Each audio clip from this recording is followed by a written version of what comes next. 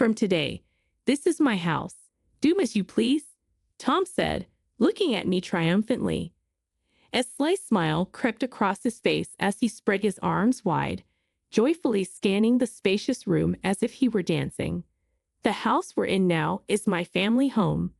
My father was a wealthy man and had a passion for this home like no other. This house, the crystallization of his zeal, is worth a whopping $200 million. My father lovingly built this house and left it to me just before he passed away recently. Now, my husband insists that this house, which I inherited, is his. Does my husband think he can make my inherited estate his own? Although I explained that the inherited estate is my property and he has no rights to it, he only smirked with satisfaction. I'm not lying. Have proof if you need it, my husband said. The evidence that my husband showed me confirmed my name is Emily, and I am 38 years old this year. I work online at an internet bank, learning about the importance and risks of money. Learning from my parents about the importance and usage of money was one of the reasons I chose this job. My parents were professionals in asset management, and I grew up in what is typically considered a wealthy family. From an early age, my parents strictly taught me about the importance and usage of money. Money is a crucial asset that enriches our lives, and protecting that asset is a responsibility for each and every one of us. These words, which I had heard so much from my father that they could become tiresome, resurfaced in my mind. Even though there were assets in our family, my parents didn't unconditionally give me everything I wanted. They seemed to strive to have us live a modest life. My allowance was slightly less than my peers, and dining at high-end restaurants was a rare occasion. During my childhood, I attended a local public elementary school instead of a costly private one because we lived nearby. Rumors about my large house and my family's wealth spread quickly due to our affluent home and my parents' extensive social circle. Emily, your house is big, isn't it? Are you rich? That must be nice. Getting anything you want, right? Of course, you have the latest games too, right? Can we all come over to play sometime? The truth was, I didn't get everything I wished for, and I didn't even have expensive toys, let alone the latest game console. But such rumors were common. Honestly, I didn't enjoy these rumors because I thought I was living a normal life, just like everyone else. Emily, your family is rich, right? So can you lend me some money? Actually, I accidentally broke Karen's game console, and I have to compensate her. I don't have any money right now, I replied to Catherine.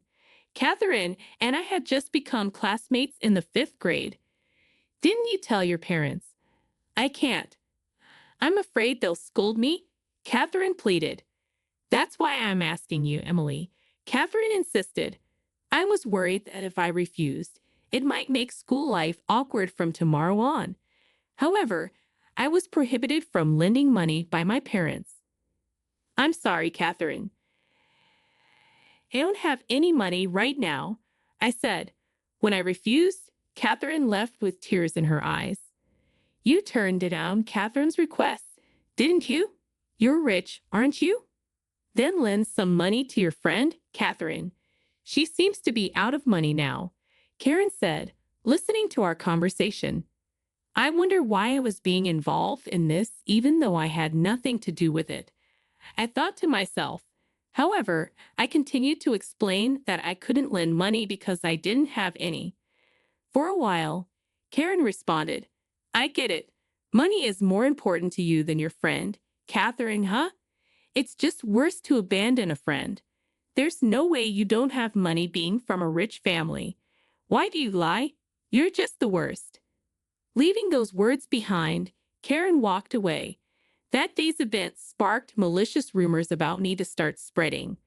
Karen and Catherine started spreading baseless lies to others, such as that I had hid money from the two of them and hadn't compensated for the broken game console, and so forth. The teachers who caught wind of the rumors quickly grasped the truth and severely warned the two girls. However, that ended up exacerbating the situation. The malicious rumors from the two girls escalated day by day, spreading throughout the school, and eventually reached my parents' ears, prompting my father to visit the elementary school. Eventually, a meeting between parents took place, and the situation started moving towards resolution. Since hearing their insincere apologies, I have kept my distance from the two of them. They, on their part, occasionally glance and sneer at me but don't talk to me directly. At dinner that day, with a smile, my father advised me as follows. Listen, Emily. Say no firmly because lending money is forbidden by your parents. You don't have to say whether you have money or not. If the other party insists, just say you'll ask your parents. Even though it's forbidden, I've had enough of troublesome matters related to money. And nodded deeply to my father's words, keeping that in my heart. Thereafter, I refrained from bringing up money myself. After graduating from elementary school, I reduced opportunities to invite friends to my house as much as possible and tried to focus on internal qualities in my relationships. After graduating from university and becoming a working adult, I paid careful attention to avoiding the risk of monetary trouble, focusing on my work and investing all my energy without letting others intrude into my personal life. When I was 28, I met Tom, who is now my husband, through the introduction of one of my few friends. Tom, 1 year younger than me at 27, had an honest personality and spoke about anything openly from our first meeting. Though he looked about 5 years younger than his age, I was drawn to Tom's straightforward and cheerful personality. After 2 years of dating, we got married, and the wedding was celebrated lively with many people, including family and friends. My parents, who had been eager for me to marry even after I turned 25 without any romantic experience, were genuinely happy when my marriage to Tom was decided. They provided funds and suggested we have a grand celebration. Tom agreed, saying it's a once-in-a-lifetime stage, so let's enjoy it to the fullest. We decided to have a glamorous wedding, inviting many family members and friends. About a month after the wedding, my father suggested, "Isn't it a good time to invite Tom to our house?" Although I trusted Tom, considering the trauma from my elementary school days, I was worried that his talkative nature might lead him to share details about my family with others, potentially causing issues. Having been married for a month, I resolved to disclose everything I had hidden thus far about my family and invited Tom to my parents' house. When Tom arrived at my family's house, he stopped in his tracks, oddly astonished, and remained open-mouthed, immobilized by the eye-opening encounter.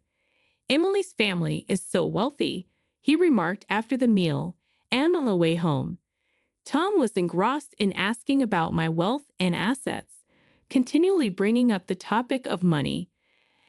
I told him I didn't know much about the financial situation at home, but I felt uneasy inside. A few months later, I received a call from my mother. "Your father is going to be hospitalized soon." I was lost for words, completely taken aback. "Actually, your father hasn't been feeling well lately. He's getting hospitalized for a thorough examination. Did you notice he didn't eat much when you brought Tom over?" Reflecting back, I remembered that my father did not eat much that day and seemed somewhat emaciated. "So I have a favor to ask, Emily. The detailed examination results will be out this weekend. Can you be there with us?" "Of course, Mom. I'll be there, so don't worry." I was profoundly concerned about my father. On Saturday, I went to the hospital with my mother. My father seemed cheerful. Somehow, he looked frail when I spoke to him. My father greeted me with a gentle smile and said, "Emily, I'm sorry for making you worry. I guess I'm getting old."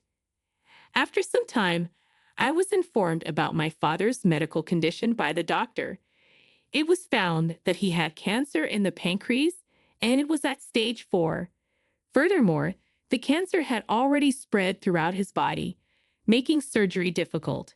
I was at a loss for words, and my mother was in tears. Why? He always took care of his health, she lamented. My father silently listened to the doctor's explanation. The pancreas is hidden behind other organs, making it difficult to detect early. Often, by the time it's detected, surgery is difficult and the cancer is hard to cure. Upon returning to the room, my father spoke with a determined expression. I'm sorry. I want the two of you to live happily from now on. We couldn't stop our tears upon hearing his words of resolve. From that point on, I made it a point to spend as much time as possible with him. Due to the prevailing situation, visits were restricted to family, and he missed spending time with his friends. It seemed he longed for various people to visit our family home. Emily, even after I'm gone, please cherish that home. I'll be happy if you invite friends and family, creating memories together. My father entrusted me with these wishes. I pondered how to fulfill his desires. Wanting to cherish his wish, I came up with an idea and quickly searched for a renovation contractor to make it a reality. Tom was concerned about me as I would always visit my father on my days off. In reality, due to an issue with our family home, I didn't trust Tom with information about my inheritance. By the way, Emily, how's your father's health? To be honest, it's not great. That must be hard on you. Do you want me to help in any way? His comforting words warmed my heart. My busy days juggling work and hospital visits exhausted me mentally and physically, but his next words chilled my heart.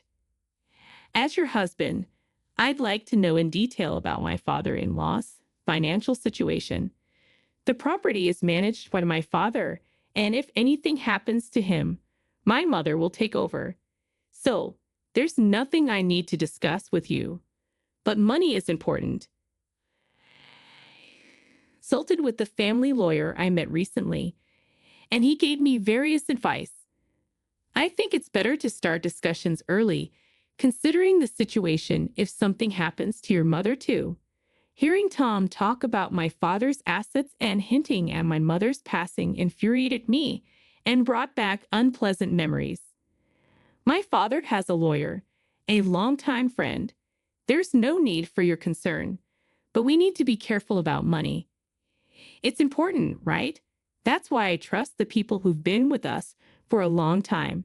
You don't need to worry.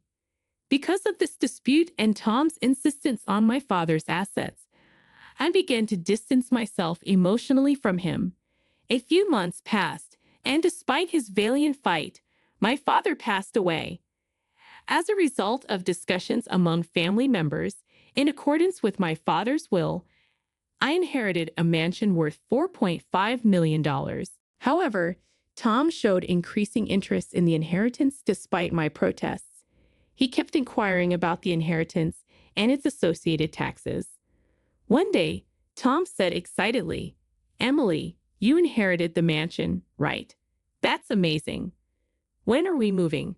Wait, how do you know? I asked, genuinely surprised. I heard the story when I met Emily's cousin at the funeral and happened to greet her the other day. Tom explained, please do not speak lightly of important matters. I replied, hurt by the cousin's careless words. Indeed, we inherited it, but we have no plans to move since it's too big for just the two of us. Why inherit it if you're not going to live there? It's a waste to leave it empty. Let's live in that mansion and have a happy life. Tom insisted. The whole family decided not to live there. Why did you decide that without consulting me, your husband? I don't understand. Despite explaining to Tom several times that the inheritance was not marital property, he did not understand. However, fulfilling my father's last wishes was my goal, and that was more important. Whether he felt I was not responding to his emotions, Tom began to show hostility towards me. After attending my father's funeral, Tom did not cooperate with any of the subsequent procedures. Even after the funeral, the bereaved family had a mountain of tasks to do, and every day was spent rushing to the next. I was also busy with the inheritance procedures, memorial services, and greeting my father's friends. After 1 month, then 2 months passed since the funeral. When I finally began to regain some calm, Tom said with a slight grin as I came home, "Emily, there's something important to talk about." Wondering what was going on, I listened as Tom suddenly began.